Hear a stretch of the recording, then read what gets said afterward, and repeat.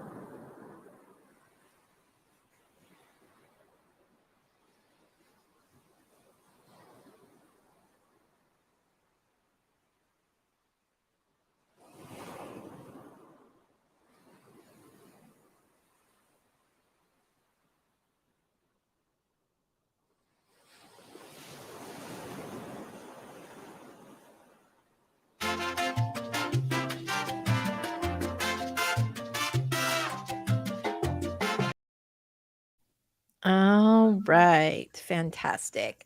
So, how'd everybody do? That was kind of frantic.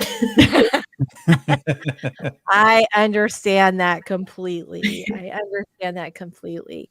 Yeah, oop, I've got my banner going on. So, let's talk about our question. Hold on, let me just manage everything here real quick. Okay, so I'm going to go back and we are going to pull up Mary's question. Um, Mm. when do you know it's time to quit the day job to write full time? Michelle looks like you. Do you have something to say? Do you It's not? just it's such a good question and such a Yeah. difficult one for answer because I really think it differs from person to person. Mhm. Like two people could be in the exact same financial situation at a similar job and they might want to take the leap at different times and those times would be right for each of them, you know? I think it just kind of boils down to it's always going to be a risk. You just have to find the point where you're most comfortable taking that risk. That's a really good right, because for some person, if you go, "I'm making $1,000 a month on my book," somebody's like, "I can do it. I'm a full-time author." Right. And right, whereas somebody else is like, "Well, that pays Mhm. for food, and Yeah. and I'm gonna need a regular job to pay my mortgage."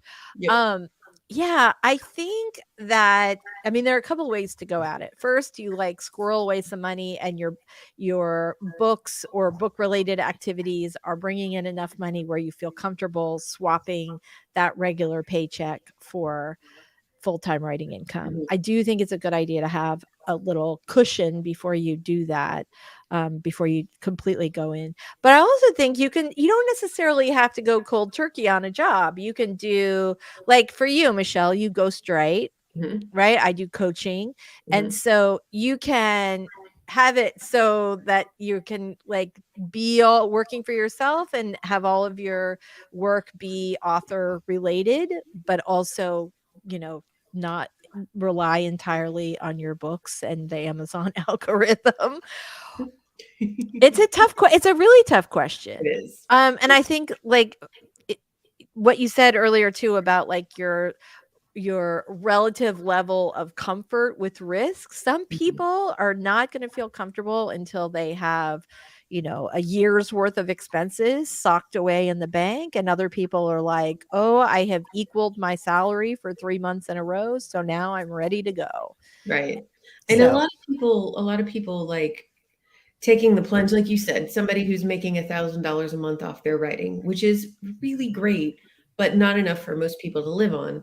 right. For some people, that might be a good point to just take the plunge because that pressure Right. forces them, like gets them, that's what gets them putting out more and like doing it. And for other people, it's too much and they Right. can't. It's like, I'm going to starve. Yeah. Yeah. So what's interesting that you say that it is really interesting that you say that because you and I have both given lots and lots of talks at schools. Mhm. And one of the things that people will often tell kids who would like to be writers when they grow up is to make sure that they get a make sure that they have a real job or a real Mhm. college degree and that they could write books on the Real. side. Real, Mm. because what we're doing here is pretend. Yeah, it's fiction, literally. That's right. And what I always say is starvation is a super powerful motivator. Yeah. So, if you're like, "This is what I've got to do," then, then you're gonna make a real effort to do that. Mhm. So, yeah. And also you think about, like, what's more important to me? Is it more important to me that I belong to a country club or more important to me that I get to stay home and write? Like, that's a pretty dramatic hyperbolic example, but, Yeah. like, maybe more realistic. Is it more important for you to be home or to get your pink drink at Starbucks every day? Right? Like, yeah, so Yes. but that said, I have seen a ton of article like, on my little Google News alert, I also get writing news, which is weird because sometimes it comes and sometimes it just doesn't at all. But when I do get writing news, there's almost always some article from some author in, Writer's Digest or one of those places that says like some version of writing is a side gig and you shouldn't expect to make any money. And Mhm. I am vehemently opposed to that position. I Mm. know a lot of authors who are making an excellent full-time living from writing, and it's doable. And I think the more we tell people like, oh, you should do this creative activity, but don't expect to make any money, the more we're devaluing what we do. Mhm. So, Yeah. all right. There's a risk in all things. And after my divorce, I went out and got a day job for a while. And let me tell you, after not working one for a while, it's chaos. They vary your schedules so you don't have a life of your own. Mhm. Pay for the average job is not going to support people so that they can put away money and save for this writing dream. It's piecemeal at best. So I would go back to what I learned when I first started out freelancing, and that's put away at least 3 months worth, or enough that you can figure I am going to do something with my writing between now and then. Yeah. That will give you that timeline and a bit of a cushion. I thought And initially you were going to say that the thing you learned that was ramen is delicious, Yeah. that you can live on it for many months. there's that too. And try it for a while. If it doesn't work, then go back and work for a while. But it is hard. They make it so that your life is not your own. A simple job that I thought I would be able to work and also work on my writing, you would be surprised how they just clutter up your entire existence and frustrate you with everything. I So think, it's not easy to break away from that.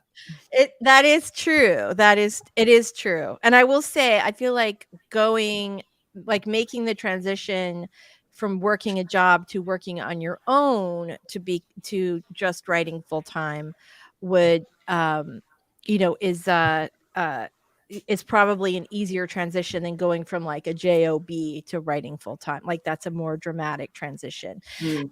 And like for me, I don't know that I don't know that I'll ever just write books, because I really love the coaching. And so I really, really love it. And so, so I don't know that I would ever like completely give that up. I might Yeah. do that in like next year. I'll be like, done. No, I'm kidding. Yeah. No, I think coaching, just like selfishly talking to other people and helping them through their books, will help me work on my own, It Mhm. does. And there's something also, like most authors I know have more ideas than we could possibly write in a lifetime. Yeah. And there's something so satisfying about helping someone else with their ideas. And I've been very fortunate in that with my book coaching, I've worked with like both first-time authors and people who are like making 7 figures a year, which is a really big span. But it's like, with a lot, I learn things all the time. I see different perspectives all the time. I love it. It's so fulfilling for me. All right. Speaking of fulfilling, let's do some writing, shall we? Yeah. All right. Mhm. It would be helpful if I put this up and didn't just switch over to it on my screen. Hold on 1 second. All right. Lisa Daly, master of the timer. Here we go, everybody. We are going to get some great writing today. Let's think about how we want our writing to go and make it happen when this timer goes off. All right, everybody, we're going to get started with our writing in 3, 2, 1. Spread.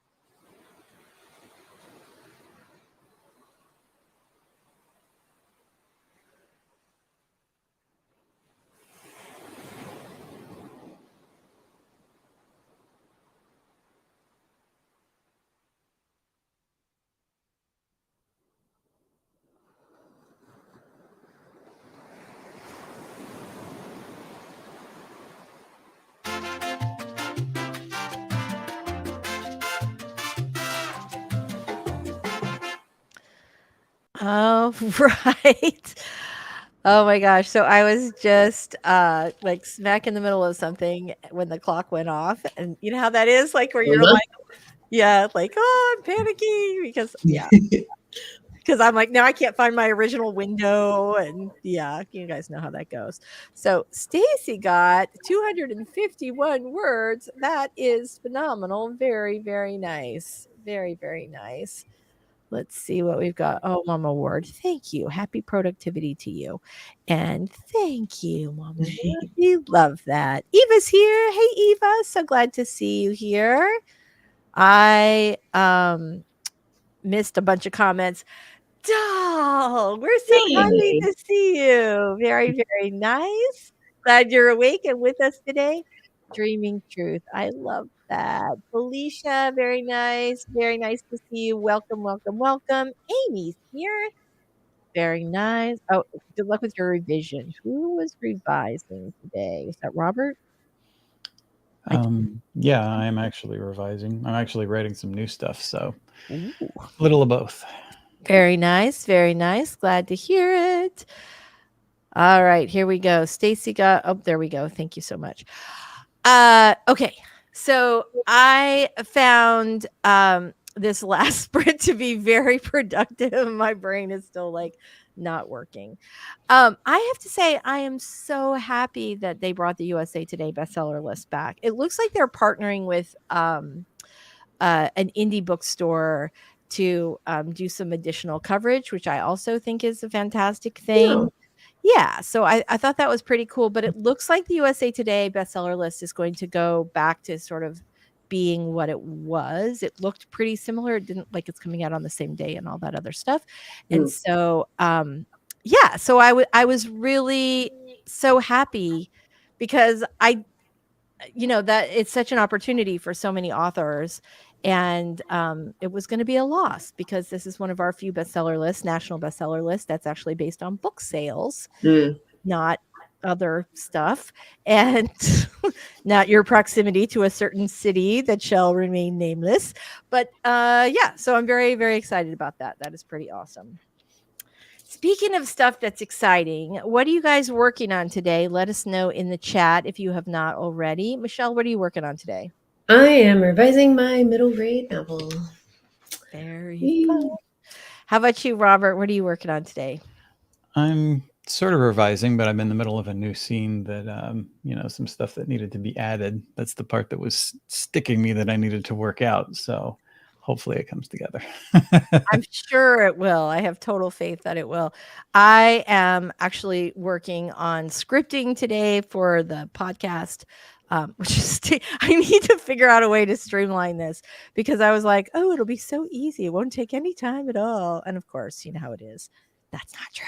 If you're thinking about starting a podcast, it definitely takes a lot of time. Anyway, so I'm excited about that. And I was like taking a little rest time.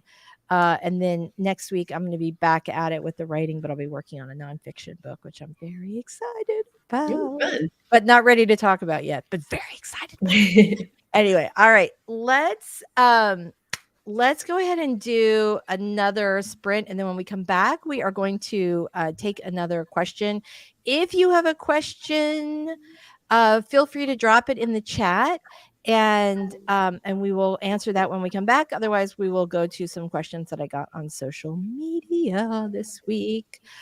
Stacy says, yeah, right. It's going to be cool. Stacy says she's working on family history, finishing up the last new chapter. Then I get to go back and start the second draft of the chapters I started a year ago. I sort of like, okay, on one hand, you go, oh, that's a long time to have that project stretched out. But the good thing about that is that you haven't looked at it for a while. So you're coming at it with really fresh eyes. And I think that's you'll probably enjoy it more. Like, does this ever happen to you when you go back and reread something you haven't read for a while? And it's like you're reading it like a reader. You don't sort of are detached from it almost. And that's the thing when I make myself laugh when I haven't, like I'm reading a book that I wrote a long time ago and I laugh at my own jokes. I mean, I still think I'm funny. Apparently, I may be the only one, but that's it. But it's nice when you go back and you're like, okay, this is okay. I like it. So, all right, let's go ahead and do one more sprint, and then we are going to come back and answer some questions. All right. Did I put this up? Oh, I just popped right up. Hold on. I'm going to start the timer one more time. All right, everybody. This is going to be a great sprint. You're feeling it. All that creativity is just coming right through you, and we're just going to make it all come out on the page, no matter what it is you're doing. All right, everybody. Here we go. Let's get started in 3, 2, 1. Let's cha-cha.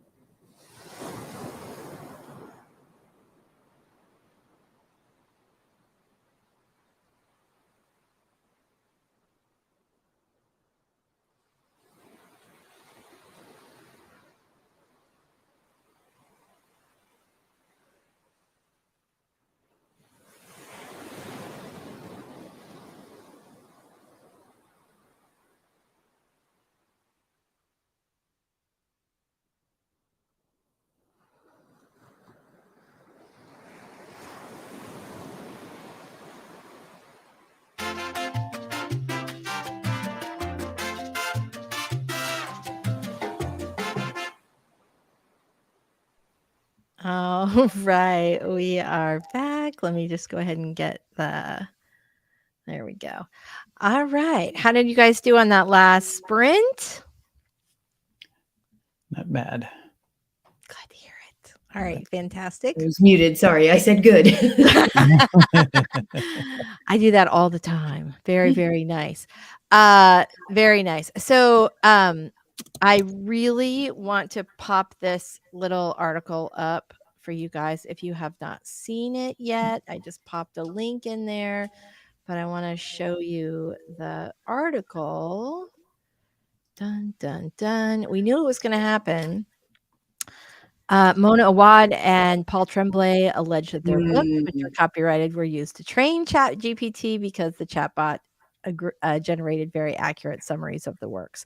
So, yeah, right. I'm fascinated to see how this turns out and what the courts end up deciding as far as, can they use our work? One of the lawyers said something that I thought was really interesting.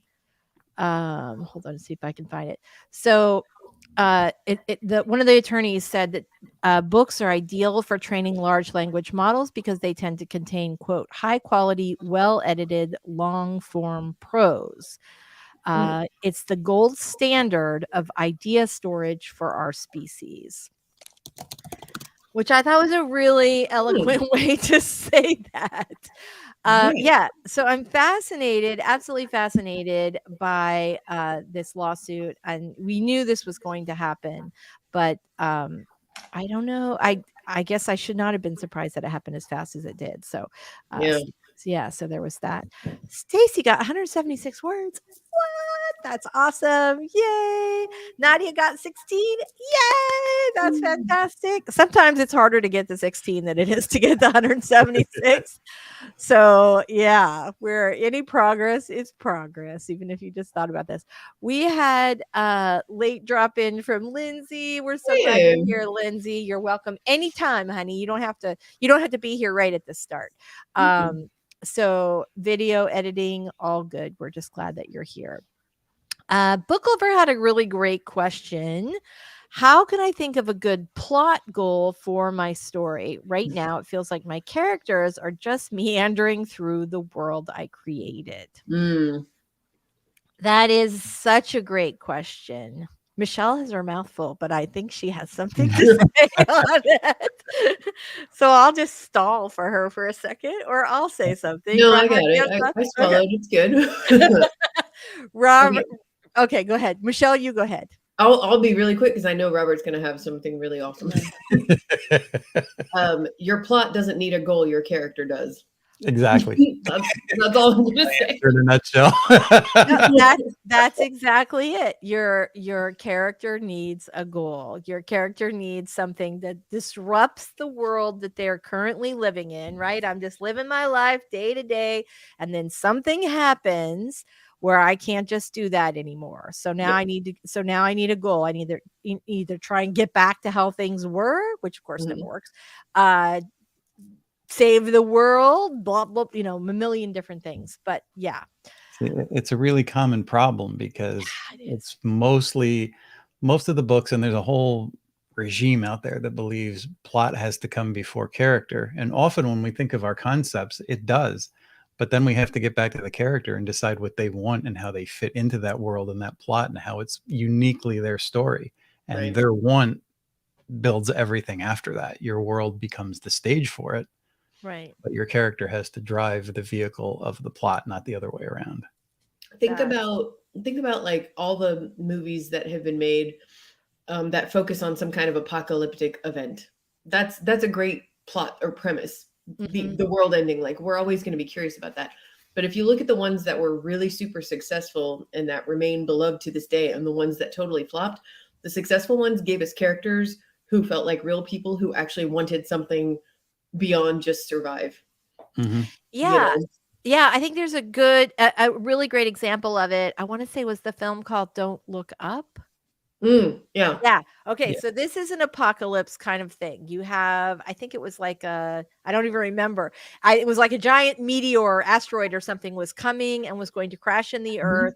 And there you have these scientists who have figured this out, who are not particularly media savvy, and they are trying to alert the world, that this dangerous thing is happening and maybe find a solution for it, but they're constantly thwarted by politics, like where like the finance, like the crypto bros want the mineral rights for the asteroid that's coming to destroy the earth. And I mean, there are like all these other things, Yeah. but the goal for at least one of the characters is to just make sure that people know what's happening. Right. And then another character ends up like their goal sort of shifts throughout the film, when they sort of realize that they could benefit from this. I don't want to say anymore. It's a bizarre movie, but it was really well done if you feel like you want to watch Yeah.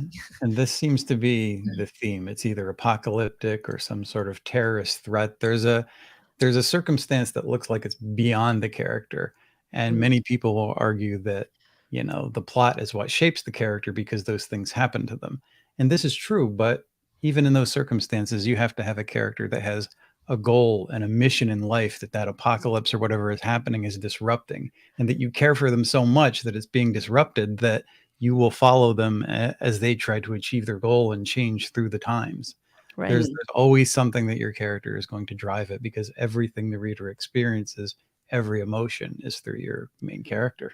Yeah. I think Armageddon, the movie, is a great example because, asteroid hitting the Earth. Okay, we have a lot of movies there, but what's the big moment of that movie everybody remembers?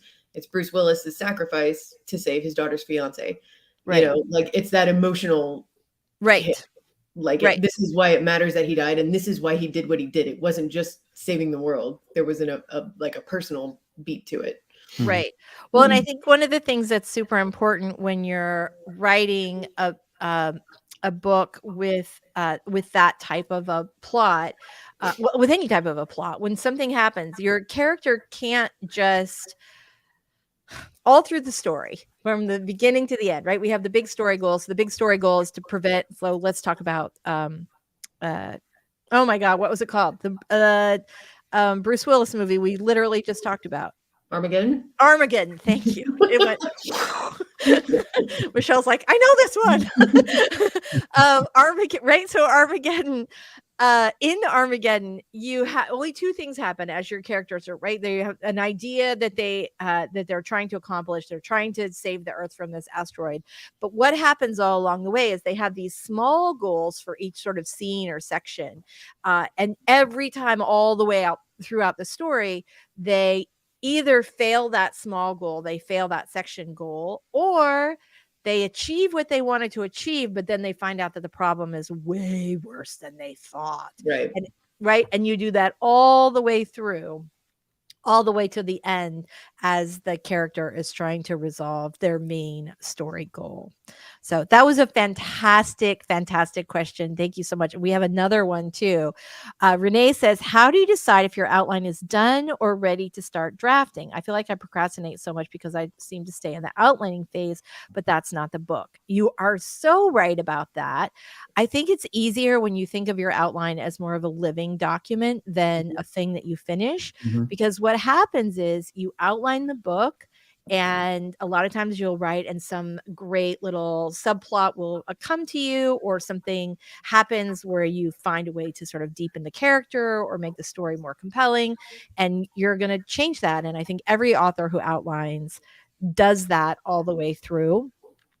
But your outline does not have to be that complicated. So as soon as you have something for every section all the way through, then it's time to start rating, because you are correct that there's a real danger in not ever starting and just planning and planning and planning and planning and planning and planning and planning, and then not actually sitting down to do the writing. So if you think about your outline as a living document and not a thing that you have to stick to, even if Armageddon comes, then you like that, then it feels easier, and it also doesn't feel so, it feels like the roadmap that it's supposed to be, and not some, jail cell that's going to keep you in. And if you don't get it right, the whole book is destroyed. If That something's not working, you can edit it. Go ahead. I think that's where most people, that the procrastination is rooted in fear of the first draft not being perfect. And at some point, you're just going to have to accept that your first draft is not going to be perfect. It doesn't It, matter how much you outline. it doesn't matter how much you outline, and it doesn't matter how long you've been an author. No one's first draft is perfect ever. It's Nope. just not. Yeah, and stories keep evolving. I mean, if you do a tight outline, it's only going to get broken and frustrate you later on. If you take, as Lisa said, and just write like a line or two for each scene, what the main action is, to me, that gives me like almost like a beat sheet. It's a Mhm. structure of the story, and you can see what's superfluous and what isn't. And I end up cutting scenes even before I begin. And it almost like saves you an entire draft if you outline it that way. Yeah. And then when I begin, I rarely look back at that because I have the story in my mind and I just can go with it at that point. Yeah. Well, and then sometimes you realize, like, I don't have a good motivation for this character. Like, you've gotten all the way through your outline and your writing, and it's starting to occur to you as you're like really ramping up that tension at the end. You're just like, shoot, I don't have enough detail for this. So at that point, you can like go back and, sort of expand that outline section, or try and, string some other pieces together. But yeah, and there is a danger sort of over outlining, because I Mhm. think, you can sort of lose some if you spend so much time outlining and not enough time writing. You can lose some enthusiasm for the Yeah. project. Let's see. Says, if anyone role plays, it's the equivalent of no plot survives the players. That's true. There you go. Ooh, okay. This is fantastic. We are going to answer this question when we come back. That is an excellent, excellent question. Mhm. All right, let's go ahead and do our next sprint. Dun, dun, dun. All right. There we go. What did I do? Oh, good. Look at that. Okay, here we go. All right, you guys, this is going to matter. Whatever you're doing right now, it's going to matter. So make it count. Here we go. 3, 2, I will forgot to do the countdown. 1. Let's go.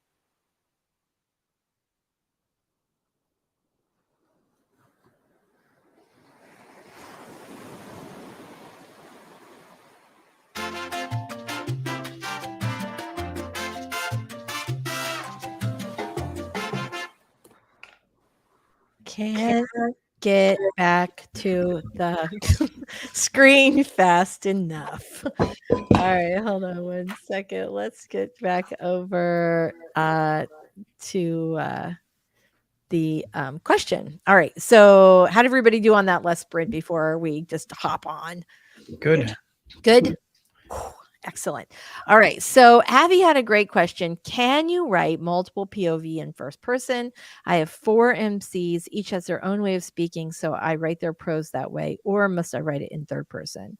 You don't Yep. You can totally do it in first person. it's just a little bit more of a challenge because it's going to be even more important that their voices are distinct so that the reader doesn't forget whose POV they're in. Right. And one way to sort of help with that is to name the chapter titles after the character, but you should be able, their voices should be distinct enough that you can tell who is talking, even if we didn't know what the character is. Yeah, I kind of cut my teeth on first person multi because Saul Stein kind of invented that. If you go back and find a novel of his called Other People, it's first person multi and has 11 different points of view, and they all have very distinctive voices. I don't know. This is a reader. I don't know if I could keep up with 11 POVs, but you know, if anybody can pull it off, he can. It's really easy. It's not, but This is like Vera Wang making wedding dresses, right? It looks so simple, but it has to be perfect because you don't have all the lace and sparkles to cover up all the errors. So it looks simple, but it's not. And I think the same thing is probably true with 11 first person POV characters. This is really interesting, this question. Curious to know if any of you have put one of your stories through an AI program. No. I have not put my story through an AI program, but a friend of mine from my rom-com group had put in like a chapter and asked ChatGPT one to say who the chapter, like what other author the chapter resembled. So, and she was doing it for marketing. Basically, you know, she can say like readers of Pippa Grant and so really, you know, are sure to like this book, kind of thing. And so I did try that, but I did not glean any new information. Like I wanted to see what is AI, who does AI think that I write like? And AI thinks that I write like everybody else thinks I got the same kind of Christina Lauren, Sophie Kinsella, and I think like every you know, a lot of authors probably get that sort of, anybody who writes rom-com probably the AI is like, this is like Christina Lauren. All rom-coms are the same. Right. Yeah. So yeah. So how about you guys? I've never done it. No, I haven't. I did see somebody on the Facebook group of writers helping writers that said they were using it as a tool for plotting their story to give them ideas. And I think something like that could probably be useful as far as writing your story and coming up with depth of character. I don't know how useful it would be. Right. Yeah. I think it probably, I think the more authors use it, the better it's going to get really fast. But Well, I know it's like one of the, yeah, go ahead. And like editors too. I wonder if anyone's using it in houses, just like you said, you know, I don't know. And I don't know how I feel about that. I know I'm the same way. Like, and I will say like I mean, who doesn't put their book through like Grammarly now before you set it, like before you send it off to your editor? I always will ignore the rewrite suggestions because it's just like, you know, this sentence has 7 words in it. That's too wordy. Wouldn't you like to take out one of those words or don't say this word, say this other word 8,000 times. Like but it's good for catching spelling errors and capitalization, some capitalization errors, not a lot. So I did find it was interesting. And a lot of times the corrections are like sort of not the corrections, if you're talking about writing corrections versus just spelling punctuation, are sort of nonsensical. And I mean, for me, that's what I think. But anyway, so yeah, so I would use that. And that is like a form of AI. But yeah. I don't know. AutoCrit. I actually have used AutoCrit. It's been a few years, but I guess that is AI now that I think about it. I know, right? I know. I think that big companies are going to use it, and I think a lot of newer writers are going to use it. And you're going to get a fusion of those things. I think where big companies are going to contribute is it's going to give the criteria that they look for in terms of structure. But that structure could be, save the cat, or, something very simple. And, for salability, you could check it and see if it helps your story. But as far as actually taking it verbatim, I think everybody's going to end up writing the same story, because that's kind of what we're coming down to anyway. Yeah. Well, I think it's the same way that, like, a lot of people are using AI for marketing copy right now. And I think what's going to happen is that we're going to end up like, it's already starting to feel like sort of homogenized.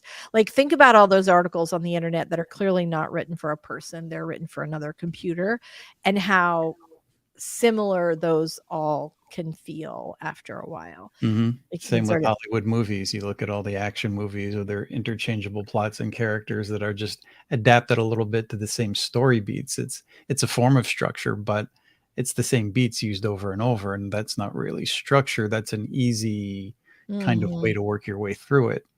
And you see what big business does, and even Hollywood, they'll drive it into the ground, and then they'll say, well, this doesn't sell anymore. Let's move on to something else. So if you're following a formula that's already, dipping in sales, be careful. Well, that's a good advice. Devin asks, what is a good length for a chapter? Short ones move a story faster for action, but there are chapters that seem Maybe too long. Maybe too long. How can you find a good middle ground? I think you are correct. I think, like, for my writing, chapters are always longer in the beginning, and then they get shorter and shorter as the plot picks up and the story is gaining steam. And I think a lot of just naturally, a lot of authors, because your story is resolving by the end of the book, are writing shorter chapters. For me, it's all about the scenes, though. I probably err on the side of shorter chapters. I like to end with a hook, and to keep people reading all night long. What more chapter? Right. So a lot of times I'll split a chapter where there's a good hook, even if there's more of a scene to tell. So that's my strategy. How about you guys? I thought you were gonna go. Go ahead. Well, mine is, not to think in terms of chapters, but to think in terms of scenes. And if each scene has a different point of view character, then that scene is usually fairly short. Some are longer, but I think it keeps the pace going more quickly, because if you think in terms of a scene, and a scene almost becomes like a little mini chapter or a section of the chapter from a particular point of view, you break it up better and it just moves more quickly. I think that's true. Michelle, do you have anything to say on that before we move along? I agree, and it's also just, I hate to say this, but it depends on the scene and your pacing, because you want to have moments of faster pacing and moments of slightly slower pacing. Like, if you've been building up to, say, this like huge confrontation between two characters, and you try to make it under 1,500 words because you think that's what a chapter should be, the reader might feel like, oh, come on, I wanted to get into it. Like, right. It just depends. Right. I think there's some truth to that. I will also say that no matter how long you make the sex scenes, if you write romance, the readers always want them to be longer. That's hilarious. It's true, right? They can just write about that all day long. I my romances used to be like closed door romances, and I started writing open door, and the reason for that is every time I would go to a book signing, the readers would say, why did you not show the sex scene? Run away with this. So I do that now. But I think probably that's an area where I could, like, that's where my readers are always like, we need more. We want more action. More action, but not in the hanging off an airplane kind of action. Right. All right. Daisy just started rewriting my middle grade first draft, changing first to third POV. Oh, sorry. And like how it's turning out, but not looking forward to all the work. I feel for you, Daisy. That is one of my least favorite things to do, is switch from third person to first or first to third or what. It's just miserable. It's just, it always sucks and you will always miss it. This is another good thing Grammarly's for, actually. I did notice that when I that it'll occasionally catch things like that, but not always. Stacy, 372 words. What? Yay! That's fantastic. Mav says, never done it, nor do I have the intention to, but a friend made fan fiction using it, which was wildly out of character and more surreal than anything else. Yes. Yeah, I mean, yeah, it to me, like, what happens when you put a story prompt into AI is you get a sort of word soup. Like, it's like a novel-like object, but it doesn't have the same feeling. I don't know. Lindsay, different kind of AI program, but I use Natural Reader, an accessibility program that reads your copy back to you with audiobook quality, like Grammarly on steroids. I love that. I love that because I think that's a really great way to edit, and is to read the book out loud. And right, because you'll feel when sentences, just reading it out loud, you'll feel when sentences are clunky, and it's really great with flow, or just, I mean, there are just a million different things. And also you often spot things that you missed with reading. So I think that's really fantastic. Yeah, I feel the same way, right? On one hand, you're like, "Ooh, this is interesting. I would like to mess around with it." On the other hand, you're like, "Not with my work, for God's sakes." Right. Yeah, got it. What about not using chapters? I have one story that just doesn't seem to work with chapters. Most of my other ones do. I'm confused, but I'm fascinated to hear more. So when you say it doesn't really work with chapters, is it a short story? Is it like what is it that's making you feel right now like it really doesn't work with chapters? What brought you to that conclusion? Because that might be an easier way for us to figure out. There are some books that really don't divide it into chapters. You just have that little line break between scenes to show you that it's moving on to a different scene, but it's all like a big flowing story. Right. Yeah. Yeah, I mean, I can totally see it. Right, like a little ornamental break. I can totally see that, but I don't know. I mean, as a reader, I think a lot of times like chapters sort of give you the opportunity to go to the restroom or get a snack. But I guess that's good. Like, they can never stop. I can't stop until I finish the book because I'm never to the end of the chapter. That you might be a genius marketing wise, right? That's fantastic. CO says, kind of random, but I watch YouTube car crash videos, and one guy was listening to an audiobook sex scenes before his car crash. Well, yeah, don't listen to steamy sex scenes while driving. Line break. There's a line break and it's about 80,000 words. So that is a big old thing. Okay. So from first person point of view, where it's supposed to be very much in his head, so chapters seems like it breaks out of his head. I don't think it's about breaking out of his head. It's just about, I don't know, giving him are you going hour by hour, day by day, week by week, or do you have any time jumps? Because those are natural places, for example, to cause a scene, like a chapter break. That's true. Right. Right. And sometimes you just want to sort of summarize, like 2 weeks went by, blah, blah, blah, blah, blah, so that you don't have to show like, well, on Thursday, I got some oranges at the grocery store and I opened my mail. Yeah. I mean, so that's, yeah, I think that's Pratchett did it. I am not familiar with that work. But I like when people try to do different things. I don't know how it would read, but I would like to read it to find out. Very nice. And as Michelle was saying about the, different days or different times, that can be a thing that adds suspense too. If your character is going through something and you know that it's like the worst 4 weeks of their lives, you could divide it into week 1, week 2, and you have that little countdown where it's getting more intense. Yeah, I didn't think about that, but there is some benefit to, like, I mean, for me, like I use them to sort of ratchet up tension a little bit with the, kind of hooky, or, well, it's to ratchet up tension, but but it's interesting when you think about it, like what else do we use those chapter breaks for? Mhm. Right? Some of it is passage of time, and there are different things that different authors use them for, and I would be fascinated to read this just to see, like, do you feel like you're missing anything? Does it keep the plot moving really fast because there's never a stop? Does it Here's the reason why I think I would suspect in a novel of that length you really do need to break the scenes, is because the thing to me that defines a scene is not actually passage of time, but an emotional change in the Right, character. Like they right. should never feel the exact same way at the end of a chapter that they did at the beginning. So look for the places. I retract what I said earlier about the passage. Like when has your character experienced a shift in emotion? That's a scene, and that's where you need to give the reader a little break to like absorb that and then move on. And then move on. Yeah, it Yeah. is a break for readers, and also a Yeah. lot of people. Another thing, in terms of pacing and scenes or chapters, a lot of people read at night or on their break or whatever, and they get to an end of a chapter, and then if the next chapter is actually followed by a shorter chapter, they're like, "Oh, it's only 2 or 3 more pages. I'll keep reading." So you kind Mhm. of break up the length and you break up the chapters, and it does help sometimes to keep them Mhm. in the flow.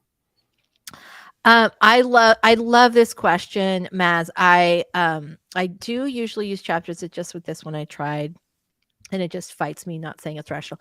You know what? I think you have to be true to the story. Try it without and see how it works. I mean, that's the thing. We're creatives, and sometimes you're like, nope, this isn't working. I would like to do it a different way.